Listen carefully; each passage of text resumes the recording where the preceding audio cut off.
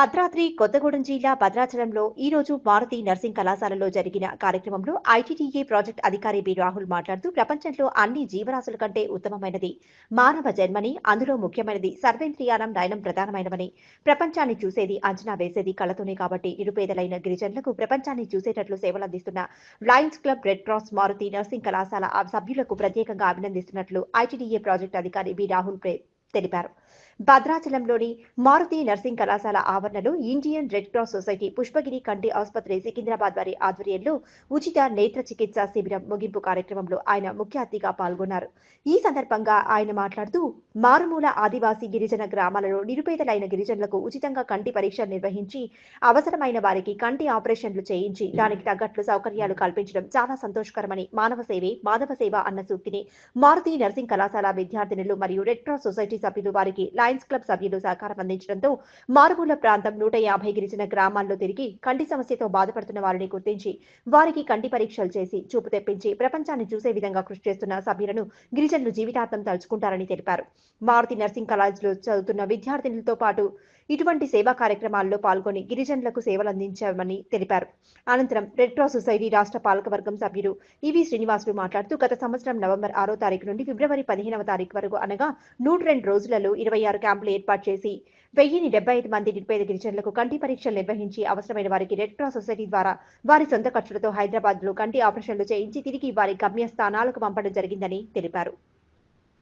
ఈ కార్యక్రమంలో సహాయ ప్రాజెక్ట్ అధికారి జనరల్ డేవిడ్ రాజా, ఏడీఎంహెచ్ ఓ చైతన్య, రెడ్ క్రాస్ మరియు లయన్స్ క్లబ్ సభ్యులు సూర్యనారాయణ, సిద్ధులు, సంజీవరావు, శ్రీనివాస్ రెడ్డి, కామేశ్వరరావు, వెంకటపుల్లయ్య, స్వామి తదితరులు పాల్గొన్నారు.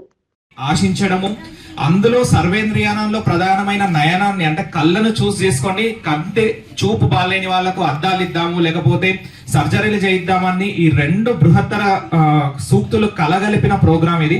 సో మళ్ళొకసారి కూడా అందరికీ అంటే మన కాంతారావు గారికి కానీ, సూర్యనారాయణ గారికి కానీ, రెడ్ క్రాస్ తరపున శ్రీనివాసరావు గారు కానీ, మా ఆఫీసర్స్ అందరికీ కూడా నేను కృతజ్ఞతలు తెలియజేస్తున్నాను. ఎందుకంటే మనము ఏమైనా ఇంట్లో చిన్న బర్త్డే ఫంక్షన్ చేసుకోవాలంటే కూడా ఎవరిని పిలవాలి, ఎట్లా పిలవాలి, ఈవెంట్ ఎట్లా చేయాలి, అంత చిన్న చిన్న ప్రోగ్రామ్స్ కి అంత ఆలోచిస్తాము. అట్లాంటిది ఇది అస్సలు చిన్న ప్రోగ్రామ్ కాదు. ఫస్ట్ ఆఫ్ ఆల్ ఇంత పెద్ద ఏజెన్సీ ఏరియాలో మారుమూల ప్రాంతాల్లో ఎవరెవరికి ఏం అవసరాలు ఉన్నాయి అని తెలుసుకోవడమే పెద్ద టాస్క్. ఇక్కడ క్యాంపులు పెడుతున్నాము, మీరు ఇక్కడికి రండి అని మిమ్మల్ని తీసుకురావడమే చాలా పెద్ద విషయము. అట్లాంటిది 100-150 గ్రామాల్లో తిరిగి ఎక్కడెక్కడ ఎవరెవరికైతే అవసరం ఉందో వాళ్ళని గుర్తుపట్టి వాళ్ళని ఇక్కడికి క్యాంపుకి తీసుకురావడం అది పెద్ద టాస్క్. ఇంత పెద్ద సంఖ్యలో వస్తున్నప్పుడు దానికి తగ్గ అవసరాలకు తగ్గ ఏర్పాట్లు చేయడము, దానికి తగ్గ ఐ డాక్టర్స్ ని తీసుకురావడము, వాళ్ళతో ఓపికగా చెక్ చేయించడము సెకండ్ టాస్క్. ఇక్కడ దాకా కూడా ఎవరైనా చేయగలుగుతారు, బట్ వాళ్ళందరికీ కూడా అద్దాలు సప్లై చేయడము. బట్ నాకు ఇంకా అంటే నేను ప్రీవియస్ గా పనిచేసిన దగ్గరలో కూడా ఎన్జిఓస్ కానీ వాళ్ళు చేసిన ప్రోగ్రామ్స్ కొన్ని అటెండ్ అయ్యాను కదా, దాంతో పోలిస్తే ఈ ప్రోగ్రామ్ ఏం డిఫరెన్స్ అంటే ఈ 1000 మందిని మనము భద్రాచలం ఒక మూలకున్న ప్రాంతము ఇక్కడ నుంచి హైదరాబాద్ కి తీసుకెళ్లి వాళ్ళందరికీ ఫ్రీ సర్జరీస్ చేయించి మళ్ళీ సక్సెస్ఫుల్ గా వాళ్ళని ఇక్కడికి తీసుకురావడము, వాళ్ళకు సర్జరీ అయిన తర్వాత అంటే పోస్ట్ ఆపరేటివ్ కేర్ కూడా తీసుకునేటట్టు చేయడము నిజంగా ఈ 2-3 ఏళ్ళ నా కెరీర్ లో కానీ నేను చూసిన దాంట్లో కానీ ఫస్ట్ టైం ఇంత సక్సెస్ఫుల్ గా ఎలాంటి చిన్న పొరపాటు తావు లేకుండా చేశారు. స్టేజ్ పైన ఉన్న అనుభవాలతో పోలిస్తే మా వయసు కూడా సరిపోదు. సో ఇట్లాంటి అనుభవజ్ఞుల ఆధ్వర్యంలో సమక్షంలో ఇట్లా పని చేయడం నాకు కూడా చాలా హ్యాపీగా ఉంది. సో ఒకసారి స్టేజ్ పైన ఉన్న అందరికీ కూడా ఒకసారి చెప్పట్లతో మళ్ళొకసారి మీరంతా ధన్యవాదాలు తెలియజేయాలి. సో ఇట్లాంటి ఈవెంట్ చూస్తుంటే మన ముందు తరం మన పెద్దవాళ్ళు తెలుగులో చెప్పిన 2 సూక్తులు నాకు ఈరోజు గుర్తుకొస్తున్నాయి. ఒకటి మానవ సేవే మాధవ సేవ అని చెప్పారు.